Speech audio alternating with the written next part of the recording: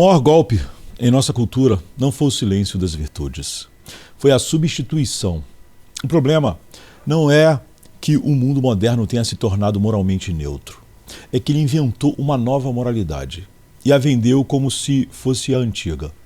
Nós não estamos vivendo no vazio, estamos vivendo num teatro. As virtudes não desapareceram, foram maquiadas, renomeadas e reencenadas por outros atores.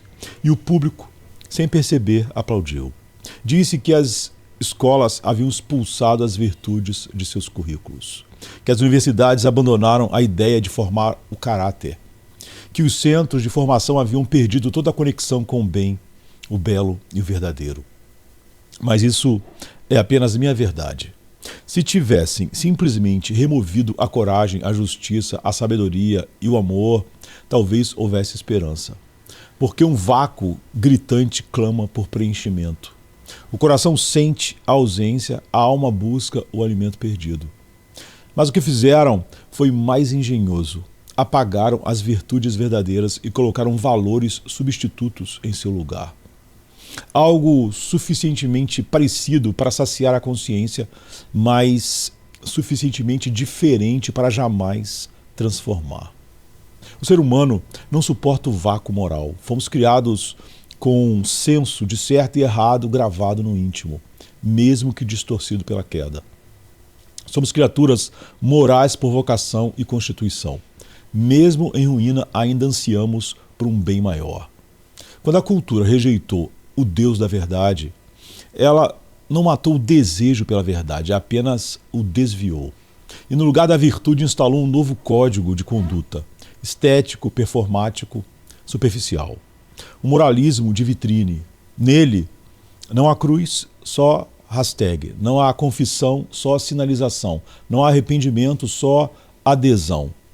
É um sistema de salvação social baseado em reputação e comportamento público. Você não precisa mudar quem é, apenas falar as palavras certas, se unir às causas certas, demonstrar as posturas certas. O coração permanece intacto, a alma intocada, mas a imagem projetada é validada. A maior evidência disso está nas nossas instituições, não na sua ausência de valores, mas no tipo de valores que promovem. Há manuais inteiros sobre comportamento ético em ambientes acadêmicos, mas quase nada sobre integridade. Há cursos sobre convivência, diversidade, sustentabilidade, mas nenhum sobre sabedoria, temperança ou coragem. Virtudes não são ensinadas, apenas substituídas por conceitos mais leves, fáceis de aplicar e socialmente aceitáveis. Jeremias capturou esse movimento milênios atrás. O meu povo cometeu 2 crimes. Abandonaram a mim a fonte de água viva e cavaram cisternas rachadas que não retêm a água. Jeremias 2,13. O problema não foi só rejeitar a fonte, foi cavar uma substituição. Uma estrutura paralela que promete vida, mas vaza a essência. Paulo descreveu isso com brutal precisão, dizendo-se sábios, tornaram-se tolos e trocaram a glória do Deus imortal por imagens. Romanos 1, 22 e 23. Não é que abandonamos a moral, é que a remodelamos a nossa imagem. Mantivemos as palavras, mas esvaziamos o conteúdo. E com isso, mantivemos a sensação de retidão, mesmo quando nos afastamos da justiça. Esse é o golpe mais sofisticado do secularismo. Não o abandono das virtudes, mas sua mímica bem-sucedida. Uma simulação convincente, o suficiente para manter as consciências ocupadas. E vazio o suficiente para manter os corações inalterados. Vivemos hoje não numa era sem valores, mas numa era de valores falsificados. Um teatro moral com cenários montados, falas decoradas e plateias ovacionando sua própria cegueira. O mal não está no palco vazio, está na peça errada sendo encenada como se fosse verdade. O maior golpe do secularismo não foi silenciar as virtudes, foi manter suas formas, mas esvaziar seu coração. Mas o que exatamente ocupou esse espaço com tanto sucesso? Ninguém cava um buraco e o deixa assim por muito tempo, especialmente quando esse buraco está no centro da alma. Quando a cultura arrancou as virtudes tradicionais da formação moral, ela não criou um vácuo puro, ela abriu espaço para algo mais, e esse espaço foi preenchido com cuidado, método e intenção. Não com silêncio, mas com vozes novas. Não com desordem, mas com uma nova ordem feita sob medida para parecer virtuosa sem exigir arrependimento. A transição foi quase cirúrgica. Primeiro, retiraram-se os símbolos, as palavras pecado, arrependimento, virtude, graça, desapareceram do vocabulário comum. Depois, desqualificaram-se os modelos, os santos, os heróis morais, os mestres espirituais foram desconstruídos ou ridicularizados. Por fim, reorganizou-se o altar, novas causas, novos ritos, novos mandamentos. O resultado não foi um mundo sem moral, mas uma nova moralidade moldada para caber confortavelmente no coração caído. Essa moralidade alternativa não veio disfarçada de vício. Seria fácil demais reconhecê-la. Ela veio com linguagem elevada, estética, sofisticada e apelo emocional. Ela não manda que o homem peque, apenas o impede de pensar em santidade. Não nega a existência do mal, apenas redefine o bem para que o mal se acomode dentro dele. E mais importante, não desafio eu, o coroa. A engenharia dessa substituição é quase litúrgica. Em vez de culto, temos a performance pública. Em vez de confissão, a autoexpressão. Em vez de comunhão, o engajamento. O coração não precisa mais se quebrantar, basta alinhar-se. A alma não precisa mais ser lavada, basta estar do lado certo da história. Não se trata mais de ser bom, mas de parecer bom diante das câmeras certas. O secularismo não apenas retirou Deus do centro da formação humana, ele reescreveu o centro. E onde antes estava coragem, justiça, temperança e sabedoria, surgiram os 5 pilares da nova espiritualidade laica: tolerância, inclusivismo, igualitarismo, multiculturalismo e ambientalismo. Eles não são idênticos entre si, mas compartilham a mesma natureza. São valores humanos, culturais, mutáveis. Nenhum deles nasce da eternidade. Todos eles se ajustam ao espírito do tempo. Jeremias 2,13 soa quase como um diagnóstico profético do presente. Abandonaram a mim a fonte de água viva e cavaram cisternas rachadas que não retêm a água. Cisternas novas, sim, mas quebradas desde a fundação. Prometem saciar, mas derramam tudo o que recebem. Essa nova moralidade até simula a presença da virtude. Mas quando chega o sofrimento, a crise, o pecado nu e cru, ela falha. O mais perigoso é que essa substituição não se apresenta como um golpe, aparece como progresso, como sensibilidade, como empatia elevada à 10ª potência. E por isso, ela não é resistida, é celebrada.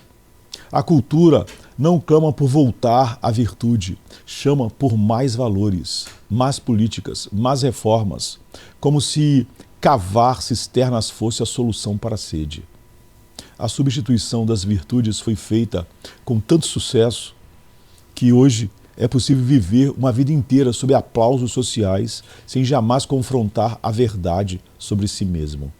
Ninguém precisa se ajoelhar, basta reciclar, sorrir e repetir os mantras certos. E nesse teatro, todos os papéis estão disponíveis, menos o de pecador. O vácuo da virtude não gerou fome, porque foi preenchido por um banquete de glória reciclada. Mas que tipo de alimento são esses novos valores? E por que tantos os confundem com o bem? Tolerância, inclusivismo, igualitarismo, multiculturalismo, ambientalismo. Ninguém pode dizer que esses nomes são ameaçadores. Ao contrário, eles têm cheiro de justiça, sabor de compaixão, aparência de bondade. Por isso funcionam tão bem. Eles não provocam resistência, despertam admiração. Mas é justamente aí que reside o perigo. Eles não são o mal evidente, são o bem adulterado. Esses 5 valores não nasceram da fé cristã, nem de uma cosmovisão centrada em Deus. Eles foram forjados em um ambiente que já havia abandonado o conceito de transcendência moral. Sua origem não está na revelação, mas na necessidade humana de preservar algum senso de retidão depois que a verdade foi deixada para trás. Eles são, no fundo, tentativas desesperadas de manter a aparência da virtude sem se render à sua fonte. A tolerância, por exemplo, era originalmente uma virtude paciente, fundada na dignidade do outro, mesmo quando discordamos profundamente. Hoje, virou acordo tácito de silêncio moral. Não me julgue e eu não julgo você. A virtude se esvaziou. Ninguém precisa conviver com ideias difíceis. Ninguém precisa amadurecer na tensão, basta manter-se quieto e inofensivo. Inclusivismo também mudou de natureza. Em sua forma pura, incluir é abrir espaço para o outro sem diluir as diferenças. Mas no novo evangelho cultural, incluir significa abdicar de qualquer convicção que confronte. Significa apagar fronteiras, nivelar doutrinas, suprimir absolutos. A inclusão tornou-se exclusão de tudo que é firme demais, definido demais, antigo demais. O igualitarismo, que poderia ser expressão de justiça, virou padronização moral. Toda distinção legítima entre sabedoria e ignorância, entre virtude e vício, entre autoridade e rebeldia, é vista como opressão. Todos devem ser tratados igualmente, não porque têm o mesmo valor intrínseco, mas porque a cultura não sabe mais lidar com hierarquias verdadeiras. O multiculturalismo, por sua vez, poderia ser uma oportunidade de reconhecer a riqueza das nações diante de Deus. Mas sem critérios virou um desfile superficial de culturas apresentadas como equivalentes em tudo, inclusive em seus erros e deformações. Celebramos a diversidade como um fim em si mesmo e esquecemos que diversidade sem verdade é apenas ruído. E por fim, o ambientalismo. A criação geme e deve ser cuidada. Isso é claro nas Escrituras. Mas quando o cuidado se transforma em culto, a criatura ocupa o lugar do Criador. Em vez de mordomos, viramos adoradores da terra. O planeta se torna sagrado, mas o homem se torna descartável. Esses 5 valores não são em si males absolutos. E é por isso que enganam. Eles são versões pálidas de algo muito maior. São como ídolos que carregam o formato das virtudes, mas não o espírito que lhes dava a vida. Em vez de nos conduzir à santidade, nos mantém entretidos com moralismos fáceis, adaptáveis e estéreis. Isaías alertou contra isso há milênios. Ai dos que chamam ao mal bem e ao bem mal, que fazem das trevas luz e da luz trevas. Isaías 5:20. A confusão moral não começa com a negação do bem, mas com a substituição por algo menos exigente, mais palatável, menos cruz e mais selfie. Esses valores são eficazes porque oferecem a sensação de virtude sem o custo da conversão. São o moralismo da era digital. Com eles, você pode seguir seus próprios desejos, ignorar seus pecados, redefinir seus limites e ainda assim ser aplaudido por ser uma boa pessoa. Os novos valores não são veneno, são placebo. E o corpo moral da cultura está morrendo, sorrindo. Mas o que acontece com a alma humana quando a virtude é diluída até virar etiqueta? A cultura contemporânea não rejeitou a distinção por acidente. Ela fez isso por convicção. Decidiu que toda diferença deve ser suavizada, que todo contraste é suspeito, que toda hierarquia é injusta por definição. Assim, fomos lentamente treinados a crer que o valor das coisas está na sua neutralidade e que o bem, para ser aceito, precisa primeiro ser diluído. O resultado é um mundo onde ninguém mais se atreve a dizer o que é melhor, só o que é válido. Mas há um preço para esse tipo de igualdade estética. Quando tudo é celebrado, nada é reverenciado. Quando tudo é expressão, quando toda expressão é afirmada, nenhuma é transformadora. Quando toda cultura é vista como intocável, o discernimento desaparece. A verdade deixa de ser perseguida e passa a ser relativizada.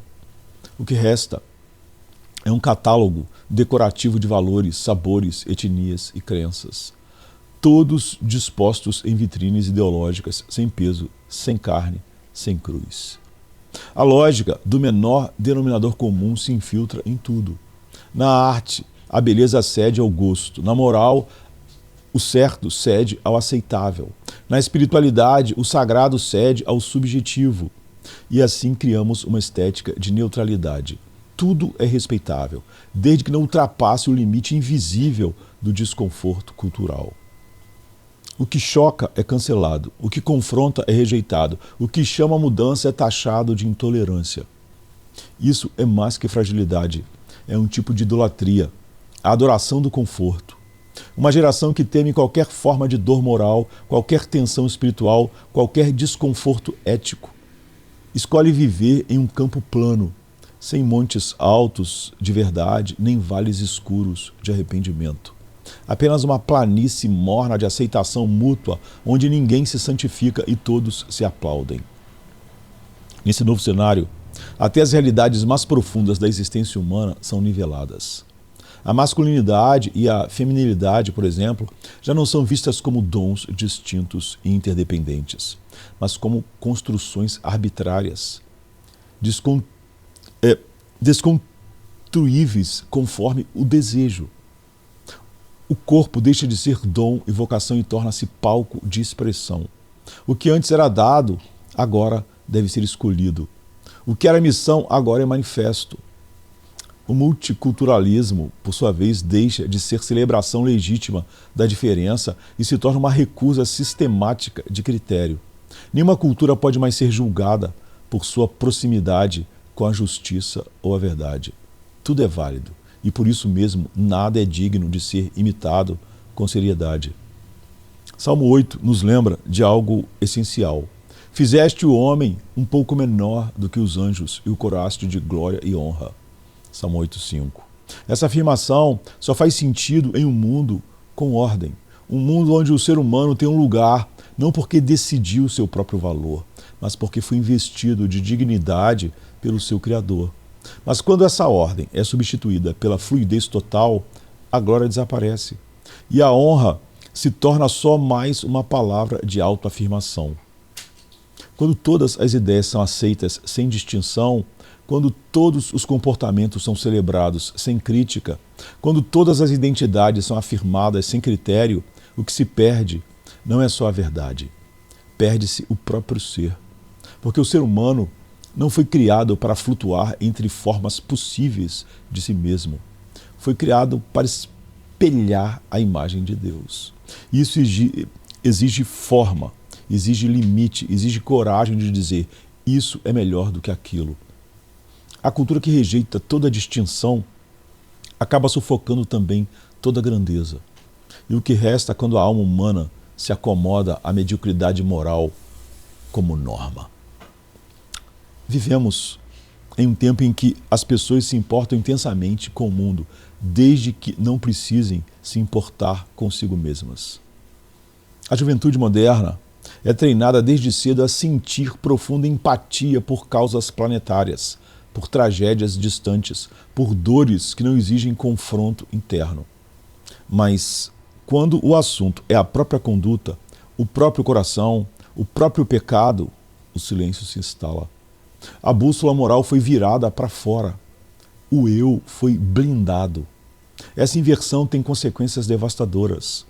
Uma geração que é ensinada a lutar por justiça social, mas não a buscar justiça interior, cresce com a ilusão de que virtude é performance pública, que basta reciclar, marchar, declarar apoio a alguma causa nas redes sociais e pronto. Está quitada a dívida moral com o universo. E a ética do aplauso, onde o bem não se mede mais por quem nos tornamos, mas por como parecemos. Nesse contexto, pecados profundos são rebatizados com nomes aceitáveis. O narcisismo se chama autoestima. A inveja ganha o nome de justiça. A promiscuidade é empacotada como liberdade. A arrogância vira autenticidade. E o consumismo, esse então, passa a ser não só tolerado, mas defendido como direito inalienável. Eu mereço. Tornou-se o novo mandamento. E qualquer chamado ao autocontrole é visto como repressão. Mas o que tudo isso revela não é apenas um erro de linguagem. É uma cegueira espiritual profunda. Porque onde não há mais um padrão transcendente de bem, o único critério restante é o desejo. E se o desejo é soberano, não há mais vício, só identidade. Não há mais idolatria, só estilo de vida. Não há mais necessidade de redenção, só afirmação.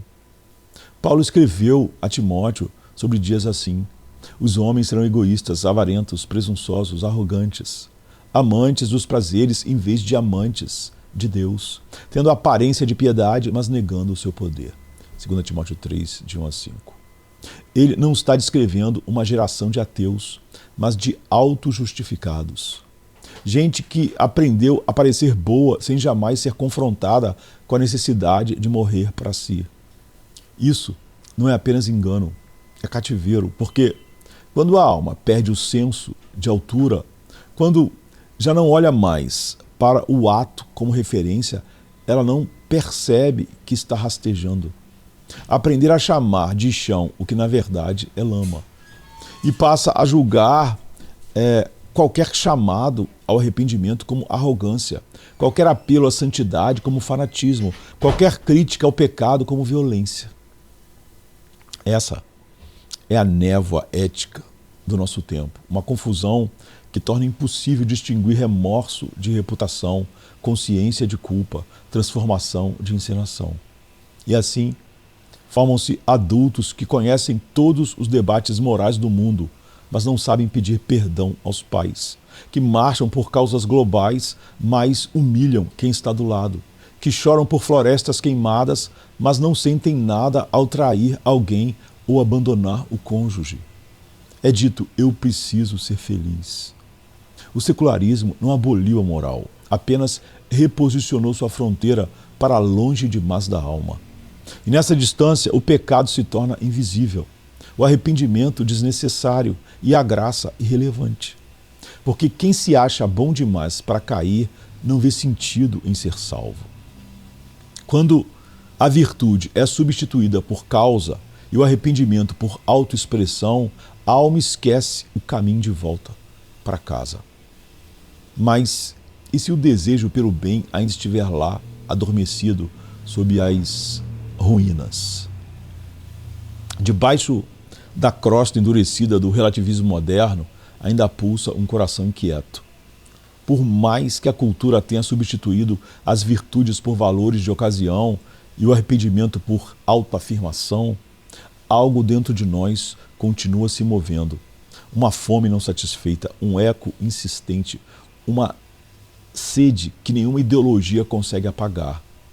O desejo pelo bem, uma sede da alma estranha nesse mundo caído. Não foi destruído. Ele apenas foi treinado a desejar o que não pode saciar.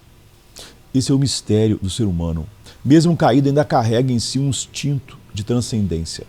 Uma saudade do que nunca viveu, mas sabe que existe. Um impulso moral que o move, ainda que ele não saiba de onde vem ou para onde aponta. Porque fomos criados à imagem de um Deus bom, e essa marca não pode ser completamente apagada. Ela pode ser obscurecida, corrompida, desviada, mas permanece. É por isso que os valores substitutos fazem tanto sucesso. Eles tocam esse anseio profundo, mas o redirecionam. Oferecem uma ética rápida, com recompensa social instantânea, uma espiritualidade sem juízo, uma justiça sem cruz.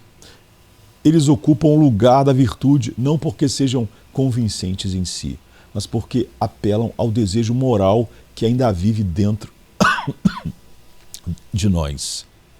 São atalhos, não em direção à verdade, mas para longe do desconforto. Mas até o mais habilidoso dos desvios tem prazo de validade. Chega uma hora e ela sempre chega, em que a alma começa a perguntar: por que ainda estou com fome? Você faz tudo certo segundo o script cultural. Você cumpre os ritos, defende as causas, usa as palavras certas e mesmo assim um silêncio interior permanece. Algo dentro de você sabe que não está inteiro, que não foi tocado de verdade, que ainda falta alguma coisa.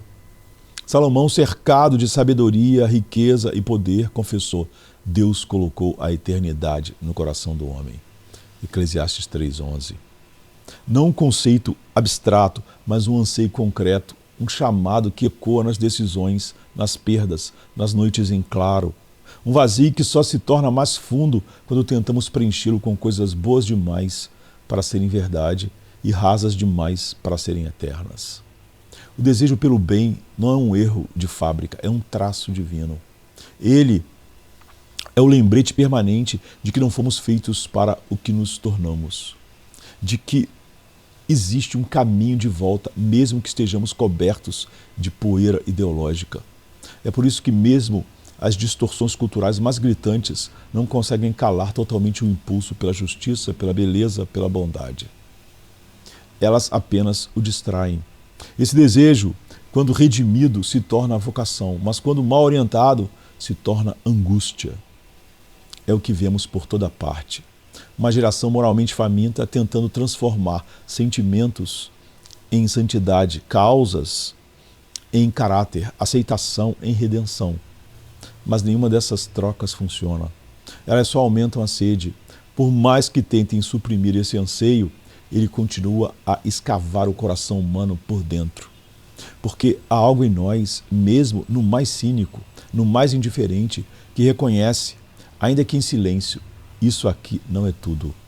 A alma sabe que nasceu para mais e ainda que esteja perdida, ainda que tenha se acomodado ao teatro do moralismo contemporâneo, há nela um ponto de verdade que o mundo não conseguiu apagar. O desejo pelo bem não morreu, ele só precisa ser acordado do sono cultural em que foi embalado. Mas onde esse desejo nos leva se começarmos a segui-lo? Despertar para o bem é uma experiência desconcertante, porque, num primeiro momento, o que se encontra não é luz, mas ruínas. O impulso moral começa a pulsar com mais força. A fome por sentido se intensifica, a alma começa a farejar algo e o que encontra? Fragmentos, estilhaços de sabedoria espalhados por toda parte, vozes discordantes, mitos em conflito, caminhos que parecem prometer muito, mas levam ao mesmo lugar, o vazio. Foi assim no mundo antigo e é assim hoje. Quando o desejo moral desperta fora da revelação, ele percorre os campos da filosofia, da arte, da política, da religião natural. E encontra aqui e ali vestígios, ecos, intuições profundas, mas incompletas. Verdades parciais, luzes fracas que iluminam o suficiente para caminhar alguns passos, mas não para ver o rosto de Deus. Esse é o território da revelação geral. O que Deus deixou acessível a todos por meio da criação, da consciência, da razão e da experiência comum. Os pagãos não estavam cegos, estavam ofuscados. Eles sabiam que havia bem e mal, sabiam que a virtude era melhor que o vício, que a coragem era mais nobre que a covardia, que a temperança era mais bela que a entrega sem freios, mas não sabiam por quê. Não sabiam de onde vinha esse bem. Não sabiam a quem pertenciam.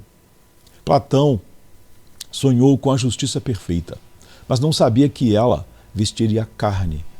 Aristóteles descobriu o caminho do meio, mas nunca conheceu aquele que é o caminho. Cícero falou da república das virtudes, mas nunca ouviu falar da cidade de Deus. A filosofia pagã foi, durante séculos, o esforço humano de organizar os cacos da verdade espalhada pelo mundo. E em muitos casos fez isso com uma nobreza de alma que envergonha a superficialidade contemporânea. Paulo reconheceu isso. Em Romanos 2, 14 e 15, ele diz que os gentios que não têm lei fazem naturalmente o que ela ordena. Mostram que as exigências da lei estavam gravadas em seus corações. Isso Não significa que eram justos, mas que sabiam, ainda que confusamente, que o bem existia. A moral natural é um testemunho da imagem de Deus ainda presente, ainda pulsando, mesmo em corações distantes. Mas há um limite. E esse limite é devastador, porque a revelação geral pode indicar o problema, mas não oferece cura. Pode provocar sede, mas não revelar a fonte. Pode inquietar, mas não salvar. A alma que acorda para o bem, mas não encontra o Evangelho, permanece uma tensão cruel.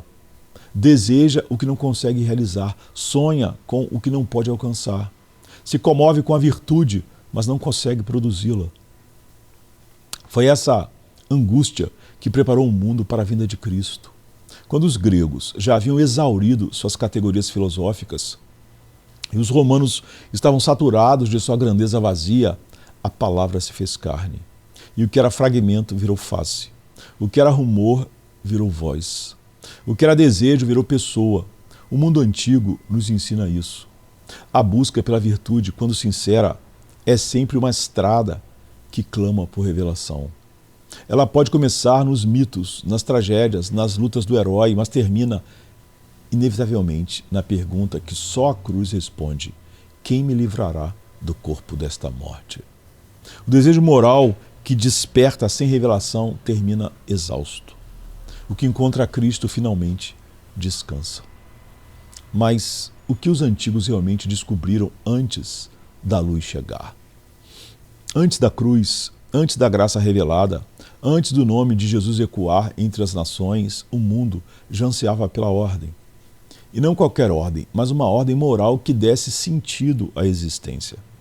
Foi essa busca que levou os antigos a formular aquilo que chamamos de virtudes cardeais: coragem, temperança, prudência e justiça.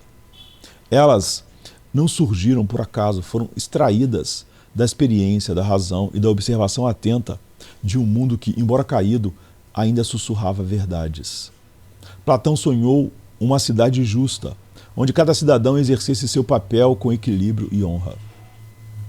Aristóteles dissecou os afetos e os hábitos, tentando encontrar o ponto de equilíbrio entre o excesso e a falta. Cícero, em sua prosa cívica e filosófica, buscou alinhar a alma do cidadão à alma da república. Os estoicos, por sua vez, tentaram domar o sofrimento com razão e submeter o desejo à virtude pela força de vontade. Esses homens não tinham acesso à revelação especial, não conheciam os profetas, nem o Sinai, nem os Salmos, mas por meio da revelação geral, perceberam que a vida sem virtude era caos, que a cidade sem justiça era tirania, que o desejo sem freios era autodestruição, que o poder sem prudência era ruína. Eles viram com olhos humanos o que a Escritura confirmaria depois com olhos divinos. As virtudes cardeais não são pagãs no sentido pejorativo. São o melhor que a natureza humana, iluminada pela graça comum, conseguiu formular sobre o bem. A coragem, por exemplo, era entendida como a disposição de enfrentar o perigo em nome do que é certo, mesmo com medo. A temperança como o domínio de si mesmo diante das paixões. A prudência como sabedoria prática, saber o que fazer, quando fazer, como fazer. E a justiça como a arte de dar a cada um o que lhe é devido. Juntas, essas virtudes formavam uma arquitetura moral, um edifício interior onde o ser humano poderia habitar sem se perder em seus impulsos. Elas não salvavam, mas sustentavam. Não redimiam, mas organizavam a alma para suportar a vida. Eram a moldura onde um dia a graça encontraria espaço para ser pintada. O livro de Provérbios ecoa essas intuições com clareza. Você entenderá o que é justo, direito e certo e aprenderá os caminhos do bem, pois a sabedoria entrará em seu coração e o conhecimento será agradável à sua alma. Provérbios 2, 9. É como se o autor bíblico e os filósofos antigos estivessem em extremos opostos do rio, lançando pontes na direção um do outro, sem ainda saberem que um dia haveria travessia. Mas essas virtudes sozinhas não resistem ao peso da culpa. Elas organizam, mas não regeneram. Conduzem, mas não redimem. São boas, mas não suficientes. Quando elevadas ao status de salvação, se tornam fardos. A coragem pode virar temeridade, a justiça frieza, a temperança rigidez, a prudência cinismo. Tudo o que é bom sem Deus corre o risco de se tornar um novo ídolo. Ainda assim, há algo profundamente comovente nas ruínas dessa moralidade antiga, porque elas mostram que o coração humano, mesmo sem luz total, sabia que havia uma forma certa de viver. Sabia que o bem existia e que valia a pena buscá-lo. E isso nos prepara para o próximo passo. O momento em que a luz total irrompe na história e as virtudes naturais encontram finalmente o seu cumprimento sobrenatural. As virtudes cardeais são o esboço que aguarda a pintura, o alicerce que espera pela habitação da graça. Mas o que acontece quando o céu não apenas aponta o caminho, mas desce até o chão? As virtudes naturais foram longe. Coragem, justiça, temperança e prudência organizaram civilizações, inspiraram poetas, moldaram cidadãos, mas mesmo em sua melhor forma, essas virtudes pararam diante de uma porta que não conseguiam abrir. A alma humana continuava inquieta. O senso de certo e errado não curava o coração dividido. A moral organizada ainda não era redenção. A consciência iluminada ainda não era perdão. Foi então que o céu se inclinou e a graça desceu com 3 nomes: fé, esperança e amor. Essas virtudes não foram descobertas pela razão, nem refinadas pela experiência. Elas não surgem da observação do mundo, mas da revelação de Deus. Elas não são estruturadas a partir do que somos, mas do que recebemos. São dons, não conquistas. São consequência da regeneração, não produtos do esforço humano. E quando surgem, transformam tudo. Não apenas o comportamento, mas o ser. A fé, por exemplo, não é uma disposição otimista diante da vida. É uma confiança radical em alguém que não vemos, mas conhecemos. É a entrega de si a um Deus que se revelou na história e que convida o pecador a morrer para si mesmo. Hebreus 11 nos diz que a fé é a certeza daquilo que esperamos e a prova das coisas que não vemos. Verso 1. Não é abstração, é fundamento. Não é fuga, é raiz. A esperança, por sua vez, não é a expectativa positiva de que tudo vai dar certo. É a certeza de que Deus já venceu, mesmo quando tudo parece estar desmoronando. É uma âncora lançada no futuro, mas que sustenta o presente. Paulo escreve em Romanos 8 que, em esperança, fomos salvos. Porque o cristão não apenas espera por dias melhores, ele espera pela consumação da nova criação. E o amor? O amor, não o amor romântico, nem o amor sentimento, nem o amor interesseiro que se esconde em gestos educados, mas o amor que dá a vida, que se entrega, que perdoa 70 vezes 7, que abraça a cruz e ainda assim chama isso de vitória. Paulo encerra a sua famosa descrição em 1 Coríntios 13 com essas palavras: agora permanecem a fé, a esperança e o amor. O maior deles, porém, é o amor. Essas 3 virtudes não substituem as cardeais, elas as transfiguram. A coragem passa a ser motivada pela fé, a justiça se curva ao amor, a prudência se orienta pela esperança. A temperança deixa de ser só disciplina, torna-se liberdade dentro da graça. Não há competição entre elas, há cumprimento. O que era humano é tomado pelo que é divino. O esboço finalmente ganha cor, o contorno vira encarnação. As virtudes teológicas têm outra natureza, porque apontam para outro destino. Elas não nos tornam apenas bons cidadãos, nos fazem novas criaturas. Elas não apenas organizam a cidade terrena, preparam para a cidade celestial. Não nos treinam para sermos exemplares, nos transformam à imagem de Cristo. E essa transformação começa aqui, agora. Ela invade nossas escolhas, nossas palavras, nossos afetos. Não há área da vida onde fé, esperança e amor não possam se manifestar. Na vocação, na amizade, na dor, no luto, na dúvida. Onde o mundo vê fraqueza, o cristão vê campo de atuação da graça. Por isso, essas 3 virtudes são chamadas de teologais. Não apenas porque vêm de Deus, mas porque nos levam de volta a Ele. Elas são, ao mesmo tempo, estrada e destino, força e fruto, presságio e promessa.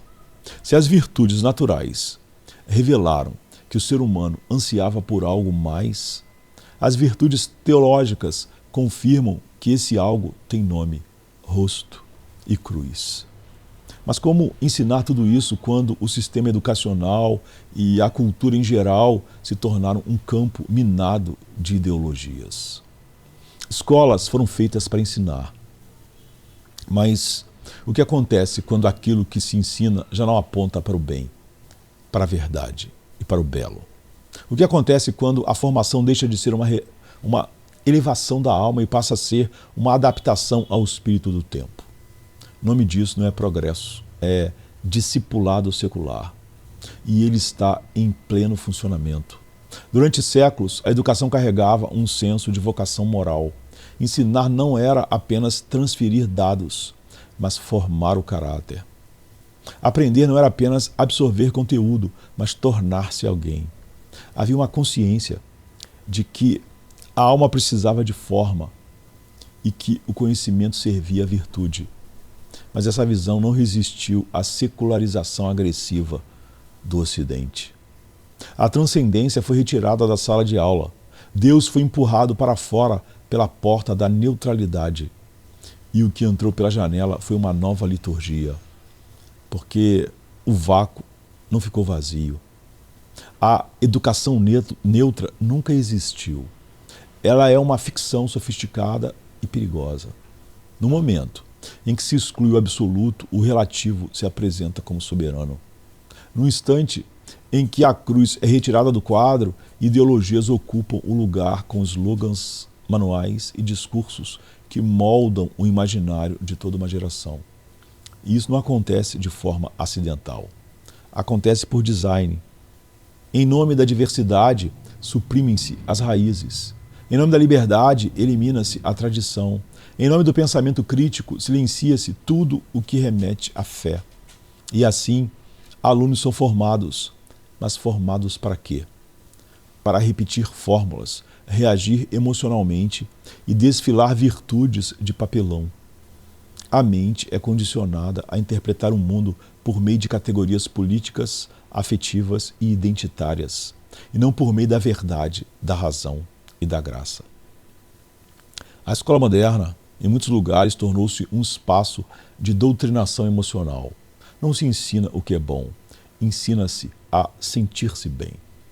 Não se busca o que é verdadeiro, busca-se o que é aceito. Não se forma caráter, se formata comportamento. Não se cultiva a alma, se constrói a imagem. É um teatro ético, com plateia cega e atores que ainda acham que estão sendo originais. Paulo alerta os colossenses: cuidado que ninguém os escravize por meio de filosofias e vãs sutilezas que se fundamentam nas tradições humanas e nos princípios elementares deste mundo, e não em Cristo. Colossenses 2:8. Essa escravidão não é imposta a concorrentes, é absorvida com aplausos. O aluno repete, internaliza, compartilha e acredita estar pensando por si. Mas há algo ainda mais trágico. Os professores, muitos deles bem-intencionados, amam ensinar, mas estão presos a um sistema que já não lhes permite indicar o alto. Seus currículos estão encharcados de ideologia. Seus materiais são infiltrados por comitês que desconfiam da verdade e odeiam o sagrado. E assim, quem queria acender luz termina distribuindo velas apagadas. A verdadeira educação precisa ser mais que técnica.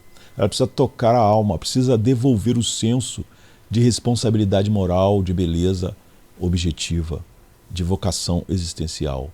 Precisa mostrar que a vida tem um propósito maior do que o sucesso, que a verdade é mais importante do que o conforto, que existe uma ordem acima de nós e que aprender a alinhar-se a ela, não desconstruí-la. Aprender é isso. Educar é pastorear mentes, é formar afetos, é ensinar a pensar com lucidez e a viver com coragem. Isso só é possível quando a escola reconhece que há algo ou alguém acima dela. Sem esse reconhecimento, todo ensino é catequese do vazio, uma repetição de mantras que não salvam, não sustentam, não redimem. Educação sem transcendência não forma cidadãos, forma discípulos do nada, com diplomas que não servem para a eternidade. Mas onde o secularismo anestesia, pode a imaginação moral reverter o processo? Quando as ideias falham, as histórias continuam. Quando os argumentos cansam, os enredos ainda alcançam. Porque o coração humano foi feito para aprender por imagens, por símbolos, por narrativas. O mundo pode estar saturado de discursos e slogans, mas ainda se curva diante de uma boa história. E é por isso que, mesmo em uma cultura secularizada, a imaginação moral permanece como o último campo fértil para a virtude.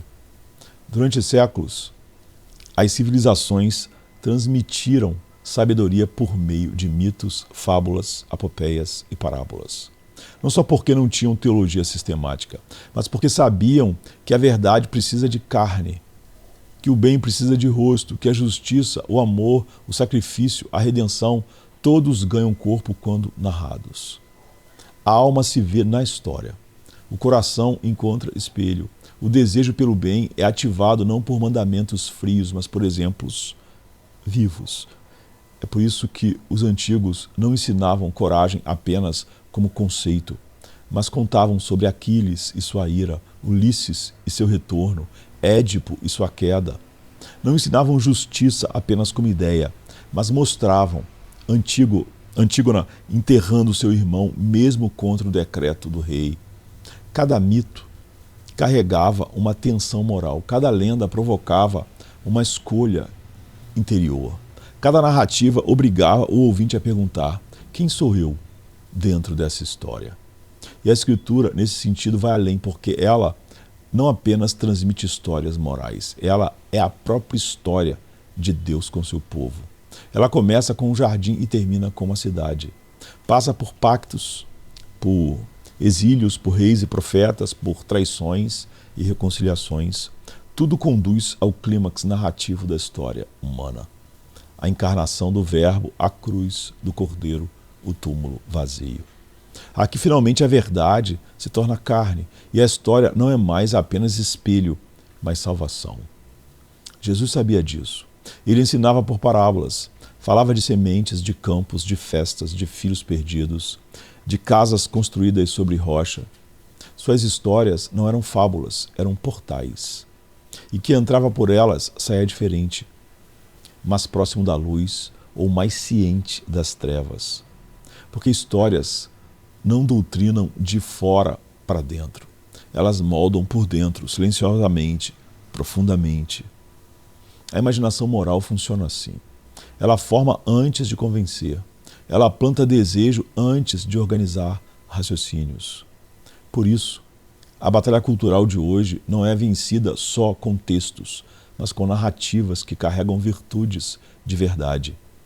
Precisamos de livros, filmes, peças, canções e personagens que tragam de volta a consciência coletiva, a coragem, a fidelidade, a verdade, a redenção.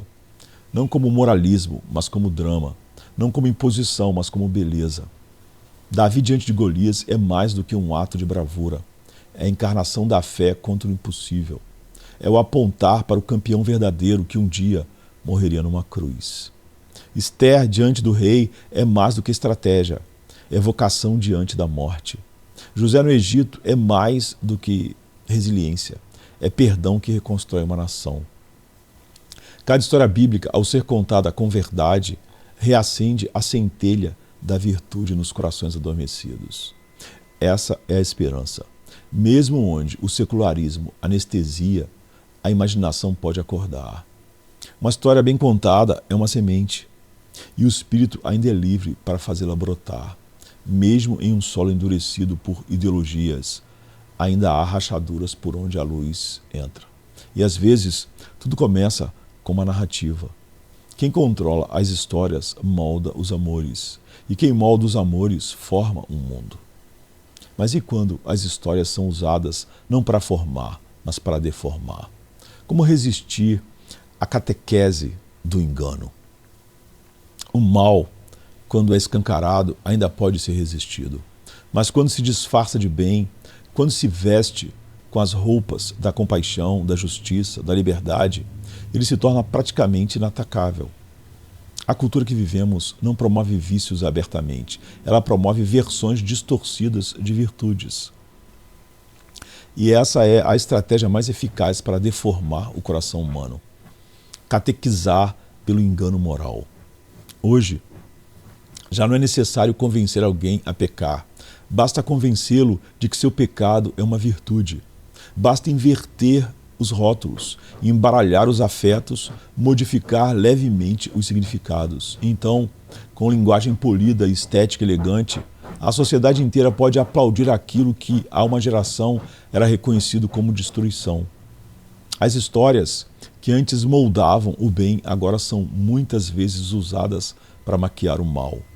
O vilão trágico se torna herói incompreendido. A traição se transforma em autoafirmação. O adultério é romantizado. A crueldade é justificada por traumas. A quebra de aliança é celebrada como libertação. E tudo isso vem embalado em roteiros brilhantes, trilhas emocionantes, personagens carismáticos. Não se trata apenas de entretenimento. É liturgia cultural. Porque toda história comunica uma moral, mesmo quando não parece. Toda trama tem um eixo de valor. Toda narrativa ensina algo sobre o que importa. E se não formos vigilantes, nossos afetos serão treinados a se curvar diante de mentiras bem contadas. A imaginação moral, quando não orientada pela verdade, se torna cúmplice do engano. Esse é o novo discipulado da deformação. Não se impõe à força, seduz com charme. Não diz, siga-me com autoridade, mas com empatia. Não argumenta, emociona, e assim gera não apenas tolerância ao erro, mas afeição por ele. Não apenas silêncio diante do pecado, mas admiração estética por sua narrativa. Jesus alertou sobre falsos mestres que viriam como ovelhas, mas por dentro eram lobos. Mateus 7,15. Hoje, muitos desses lobos falam por meio de roteiros, canções, campanhas, discursos. Eles não rasgam a verdade, apenas a desfocam. Eles não agridem a fé, apenas a substituem por uma imitação moral de fácil digestão. O resultado é uma geração que ainda sente culpa, mas não sabe mais porquê. Que busca sentido, mas já não reconhece as fontes. Que se enxerga em personagens deformados e se emociona com finais que celebram o que antes se lamentava. E nesse cenário, resistir exige mais do que condenação, exige discernimento, exige coração treinado, olhos purificados, imaginação redimida, porque o objetivo não é apenas evitar o erro, é amar o que é bom. E isso só é possível quando a virtude volta a ter brilho, quando o bem volta a ser desejado, quando a beleza volta a apontar para o alto. A deformação do bem pode parecer irresistível, mas ainda há almas despertando, ainda há corações que estremecem ao ouvir a verdade, ainda há lágrimas que caem quando a cruz é recontada com honestidade. A mentira pode ser bem contada, mas só a verdade transforma. O mal mais perigoso não é o que se declara, é o que se disfarça de bem e ensina a alma a amá-lo. Mas e a igreja? Ainda há espaço para formar corações na contramão dessa catequese? Quando tudo lá fora se curva, a igreja precisa permanecer de pé. Não como resistência estética, não como centro de debates morais, mas como lugar onde o bem ainda é chamado de bem, onde a verdade ainda tem nome, onde o amor ainda se parece com cruz, onde a alma ainda é levada a morrer para si e nascer de novo. A igreja não é apenas um espaço de culto, ela é uma escola da eternidade, um hospital de almas e uma forja de virtudes. E num tempo em que as instituições educacionais foram capturadas por doutrinas seculares, a igreja se torna a última grande formadora de consciência, a última resistente à anestesia coletiva. O último lugar onde ainda é possível ouvir que existe um reino que não se curva ao espírito da época. Mas para isso ela precisa saber o que está fazendo, porque há igrejas que já não são forja, mas palco, já não são refúgio, mas vitrine, já não são lugar de formação, mas de entretenimento piedoso e terapia psicológica. Já não ensinam o que importa, apenas oferecem alívio emocional com verniz bíblico. Uma igreja que deseja formar o caráter cristão precisa, antes de tudo, recuperar a coragem de dizer não, de nomear o pecado, de confrontar ídolos, de incomodar amores desordenados, de oferecer não uma versão evangélica da cultura, mas um caminho novo, mais alto, mais difícil e infinitamente mais belo. Essa formação acontece em vários níveis. A liturgia não é apenas uma sequência de atos religiosos, é uma pedagogia espiritual. O culto forma, as orações moldam, as escrituras lidas e pregadas, semana após semana, penetram o coração como espada afiada. A ceia, o batismo, a comunhão, todos são atos que recontam a história verdadeira do mundo e nos reposicionam dentro dela. Tito 2 diz que a graça de Deus se manifestou salvadora, ensinando-nos a renunciar à impiedade às paixões mundanas e a viver de maneira sensata, justa e piedosa. Ou seja, a graça não é apenas conforto, é escola. E a igreja, como corpo da graça, é o lugar onde essa escola tem sala, mesa, voz e rosto. A missão da igreja não é competir com o mundo, nem se isolar dele, é formar um povo cuja vida desminta as mentiras da cultura. Um povo que não precisa gritar, porque sua presença já denuncia. Um povo que vive de outro jeito, porque espera outra cidade. A Igreja de Cristo não é a última opção da cultura, é a primeira alternativa do reino. Mas para que isso seja possível, será preciso mais do que formação, será preciso vocação vivida, virtude encarnada. Onde começa essa jornada? Virtude não é um conceito, não é uma ideia a ser debatida ou um valor a ser admirado à distância. Virtude é prática, é carne, é escolha feita quando ninguém vê, é ação silenciosa que vai se repetindo até moldar quem somos. Virtude é vocação vivida. E no mundo treinado para reagir, se expressar e se proteger, ser virtuoso é um ato de resistência contra a velocidade, o ruído e a dispersão. Não se nasce corajoso. Aprende-se a resistir ao medo. Não se acorda temperante. Aprende-se a dizer não aos próprios impulsos. Não se improvisa sabedoria. Ela é forjada ao longo de anos, no atrito entre a verdade e a fraqueza. Não se faz justiça por instinto. Ela exige discernimento, sacrifício e paciência. A virtude só floresce onde há formação, tempo e sofrimento. Por isso, a jornada para viver com virtude é, antes de tudo, uma jornada contra si mesmo, contra os atalhos que o coração deseja, contra o desejo de gratificação imediata, contra o instinto de autojustificação. Virtude é cruz, não no sentido heróico e teatral, mas na morte lenta do ego, na disciplina cotidiana, nos gestos pequenos que ninguém comemora, mas que Deus vê. Paulo escreve aos Hebreus que o alimento sólido é para os adultos, os quais, pelo exercício constante, tornaram-se aptos para discernir tanto bem quanto mal. Hebreus 5:14. Ou seja, virtude exige exercício, exige constância. Não basta ter a informação certa, não é terapia. É preciso treinar o coração até que ele se torne sensível à verdade, mesmo quando ela fere. Não é terapia. É também por isso que a virtude não é solitária, ela precisa de corpo, de tempo, de comunidade. Sozinhos, somos facilmente enganados por nossas intenções. Juntos, somos refinados pelo evangelho da convivência. O bem precisa ser praticado com outros e muitas vezes contra nossos impulsos mais naturais. Não há formação moral sem embate com o próprio orgulho. Virtude exige também visão de longo prazo. Ela não entrega algo instantâneo, não viraliza, não impressiona, mas ela constrói alicerces invisíveis que sustentarão uma alma inteira no dia da tempestade. Ela não é útil, é essencial, porque no fim não seremos julgados pelas causas que defendemos, mas pelo caráter que cultivamos. Essa é a contracultura cristã. viver de modo sólido em um mundo líquido, escolher o caminho estreito quando todos correm pela estrada larga, repetir a verdade em silêncio enquanto outros performam bondade em público, ser fiel ao invisível, ao pequeno, ao eterno. Virtude é vocação porque diz respeito a quem fomos chamados a ser.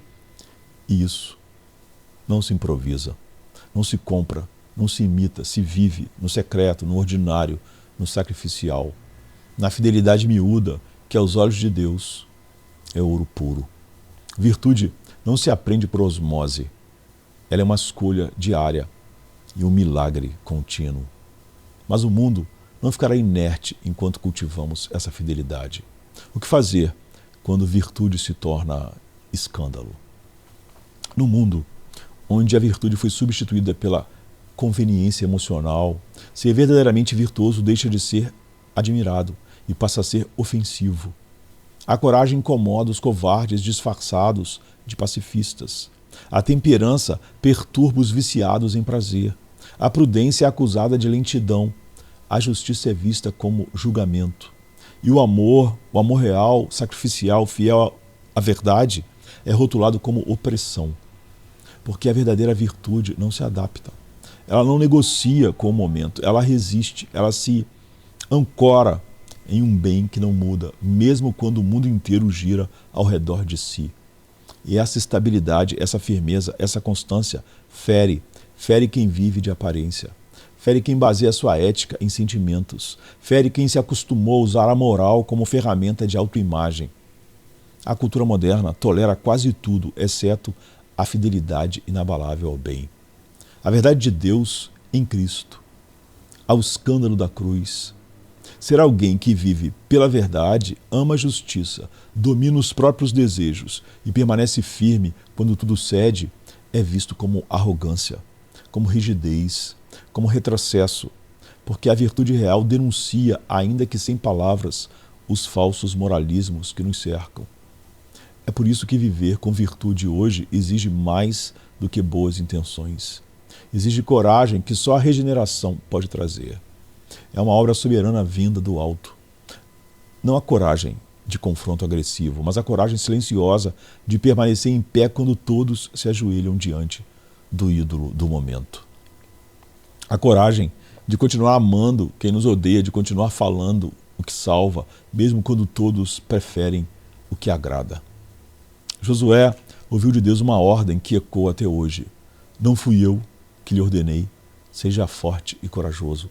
Não se apavore, nem desanime, pois o Senhor, o seu Deus, estará com você por onde você andar.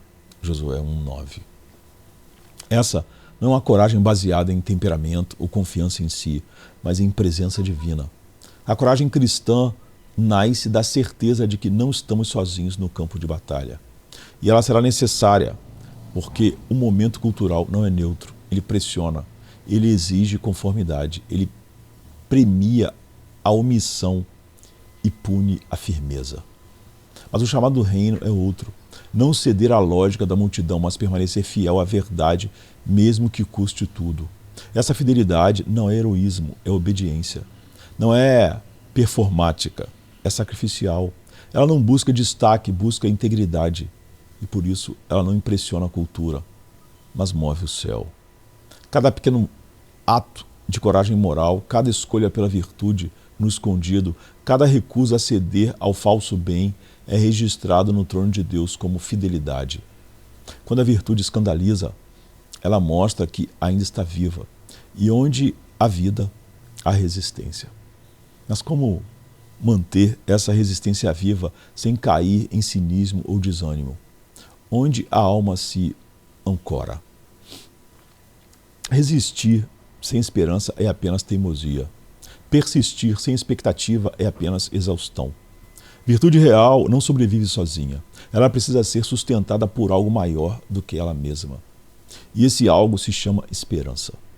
Não uma esperança frágil, construída com frases otimistas e promessas vazias, mas a esperança sólida, plantada na certeza de que a fidelidade ainda faz sentido, porque o final da história já foi escrito. A esperança cristã não é alienação. Ela não ignora a dor nem nega o caos. Ela olha para o mundo como ele é, partido, injusto, acelerado demais, apaixonado pelas próprias mentiras e ainda assim se recusa a crer que isso é tudo. Ela acredita que o bem triunfará não por força humana, mas porque Deus já decidiu que assim será. É por isso que o cristão pode continuar praticando a virtude mesmo quando ninguém vê, mesmo quando ninguém valoriza, mesmo quando tudo parece ser em vão. Porque ele não vive para esta época, vive para o reino. Ele não precisa de aprovação instantânea, precisa de fidelidade eterna. Ele não calcula resultados imediatos, obedece com os olhos postos na promessa. Paulo escreve aos Romanos: a tribulação produz perseverança, a perseverança um caráter aprovado e o caráter aprovado esperança. E a esperança não nos decepciona porque Deus derramou o seu amor em nossos corações. Essa é a cadeia espiritual da maturidade. Virtude forjada na dor, esperança nascida do caráter, amor derramado como garantia. Sem esperança, a virtude se torna um fardo moral. Com esperança, ela vira um testemunho, um sinal de que há algo melhor vindo, que há uma justiça maior do que a humana, que há um juiz que vê o oculto, que há uma glória futura que relativiza todo o sofrimento presente. E isso muda tudo, porque enquanto o mundo vive correndo atrás de si mesmo, o cristão caminha com os olhos fixos em outro horizonte. Essa esperança escatológica não tira o pé do chão, ela planta os dois com mais firmeza. Não nos aliena, nos compromete mais, porque quem espera no Senhor não desiste do bem, não relativiza a verdade, não cede à pressão, porque sabe que está semeando num solo que um dia florescerá eternamente. Ela também protege contra o cinismo. Em tempos de decadência moral, o perigo não é apenas ceder ao mundo, é endurecer contra ele. O coração pode se proteger tanto que se fecha, pode se indignar tanto que se torna amargo. A esperança impede isso. Ela mantém a alma suave mesmo quando tudo em volta é pedra. Ela lembra que o tempo de Deus não é o nosso e que toda semente de virtude lançada com fé, ainda que pareça esquecida, será colhida na estação certa. Esperança é o que permite a virtude continuar sendo virtude, mesmo quando ninguém mais acredita nela. Mas há algo ainda mais alto, porque mesmo a esperança se curva diante do maior de todos os dons. Pode-se ser corajoso por orgulho, prudente por medo, justo por ressentimento, temperante por vaidade. Pode-se praticar todas as virtudes e ainda assim falhar no essencial, porque o que define a autenticidade de uma virtude não é sua forma, mas sua fonte. E se a fonte não for o amor verdadeiro que vem de Deus, tudo mais se torna barulho, esforço vazio, moralismo com roupa bonita.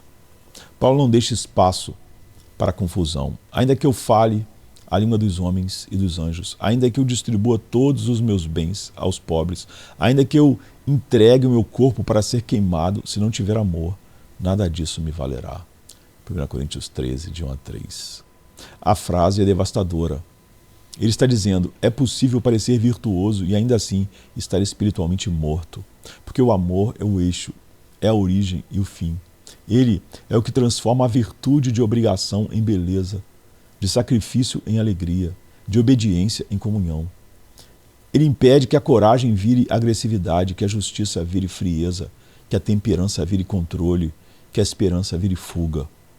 Ele é o espírito por trás da forma, o fogo por dentro da pedra. Mas atenção, não estamos falando do amor sentimental, tolerante até o ponto de negar a verdade, nem do amor romântico, tão instável quanto uma estação, muito menos do amor autocentrado que exige ser aceito em qualquer forma que se apresente. Estamos falando do amor de Cristo. Esse amor é o critério. Ele não anula a verdade, ele a encarna. Não suaviza a justiça, a cumpre no seu próprio corpo. Não foge da dor, a abraça. Ele não redefine o bem, ele o revela em sua forma mais pura. Quando o amor é real, todas as outras virtudes encontram sua medida. Não são abolidas, são ordenadas. É por isso que o fruto do Espírito não começa com coragem ou diligência, mas com amor, porque onde ele está, o restante vem atrás. E onde lhe falta, tudo que sobra é aparência. Gálatas 5,6 resume com precisão: o que vale é a fé que atua pelo amor. Fé sem amor vira arrogância religiosa. Esperança sem amor vira alienação. Virtude sem amor vira julgamento. Mas a fé com amor move montanhas. Esperança com amor sustenta mártires. Virtude com amor transforma o mundo, não pelo grito, mas pelo testemunho silencioso da beleza. E essa beleza ainda tem poder. No mundo de cinismo, sarcasmo e desconfiança, um ato genuíno vivido por amor a Deus pode desarmar defesas construídas por décadas. Um perdão inesperado, uma generosidade injustificável, uma fidelidade sem holofotes. Essas coisas são escandalosas porque são reais, porque vêm de outro reino, porque ainda carregam a fragrância de Cristo. O amor a Deus é um deleite nele que acaba alcançando o mundo. Não é a cereja do bolo moral, é a chama que dá vida a tudo o que é verdadeiro. E quando ele brilha com clareza, o mundo vê mais do que uma vida bonita. Vê um vislumbre do que deveria ser, do que ainda será. No fim, tudo se afunila. As grandes narrativas, os embates culturais, as guerras morais, os conflitos silenciosos da alma, tudo converge para uma única questão: quem estamos nos tornando? A pergunta não é retórica, ela nos confronta no cotidiano, nas escolhas miúdas, nas fidelidades não vistas, porque a vida cristã não é um projeto de imagem, é uma liturgia de transformação. A virtude nesse contexto não é um acessório da fé, não é algo para os santos, mas dedicados. Ela é a própria resposta da alma regenerada ao Deus que a chamou das trevas para a luz. É o modo como a graça toma forma, é o fruto que confirma a raiz, é o modo como a eternidade começa a vazar para dentro do tempo. Romanos 12 nos chama a essa vida transformada. Não se amoldem ao padrão deste mundo, mas transformem-se pela renovação da mente. A linguagem é radical, não há neutralidade. Ou nos amoldamos ao mundo, ou nos moldamos ao reino. Ou somos conformados, ou somos transformados. E essa transformação se manifesta não em êxtases, mas em virtudes reais vividas, encarnadas. Ser virtuoso hoje é uma contradição viva. É um lembrete de que outro mundo é possível, que outra humanidade já começou, que a cruz não foi um símbolo de derrota, mas o ponto de virada da história. Que o Cristo ressurreto não apenas venceu a morte, mas começou um novo tipo de vida, que agora pulsa em todos os que foram chamados soberanamente. E essa vida, ainda que imperfeita, já carrega a estrutura da eternidade. E isso se manifesta em toda a vida, a mais comum. A fidelidade silenciosa de uma mãe cansada, a integridade de um profissional pressionado, a mansidão de um discípulo mal compreendido, a pureza de quem ninguém nota, a generosidade que não é postada, a coragem de quem permanece de pé pela verdade de Deus, mesmo sem plateia. Tudo isso são ecos do reino que virá, sementes da nova criação plantadas em solo antigo. E Deus vê, e Deus colhe, e Deus se alegra, porque cada pequeno ato de virtude enraizado na fé, animado pelo amor e sustentado pela esperança da glória de Deus, é encantada pela beleza de Deus. É culto, é adoração, é a proclamação do Evangelho em forma de caráter. E é disso que o mundo precisa, não apenas de argumentos, mas de beleza, não apenas de resistência, mas de santidade, que se deleita em Deus diante do mundo. No fim de tudo, quando os impérios tiverem ruído, quando os valores culturais tiverem mudado mais uma vez, quando os slogans forem esquecidos, quando os ídolos forem apagados, restará apenas o que foi feito em Deus. E a obediência praticada por amor a Ele, mesmo em silêncio, mesmo sem reconhecimento, será lembrado num único trono que importa. Virtude, então, não é um projeto de aperfeiçoamento pessoal. É resposta de filhos amados. É reflexo do Pai. É o nome terreno da glória futura. E onde houver uma alma que ainda deseje o bem maior, ou seja, a glória de Deus, que ainda ame a verdade, que ainda escolha o que é difícil, porque é santo e exalta a Deus, ali haverá luz. E essa luz, ainda que pequena, jamais será vencida. Peçam e será dado, busquem e encontrarão, batam na porta certa, ela se abrirá então. Pois quem pede recebe, quem busca vai achar, e aquele que bate a porta se abrirá. Deus conhece o melhor, a bênção pra nos dar. Se não é o que pedimos, é o que irá nos guiar. Sua graça é perfeita, nos ensina a esperar. Mesmo no silêncio, Deus sabe o que é nos amar. Na fraqueza há poder, na espera há direção. Sua vontade é boa, a melhor solução. O tempo que parece longo pra mente impaciente é o exato momento pra resposta que é crescente. Se a oração não vê resposta, olhe bem com atenção. Deus já pode ter agido fora da contemplação. Sua graça é perfeita, nos ensina a esperar. Mesmo no silêncio, Deus sabe o que é nos amar. Na fraqueza há poder, na espera há direção. Sua vontade é boa, a melhor solução. Paulo orou e clamou, o espinho não saiu, mas a graça foi maior.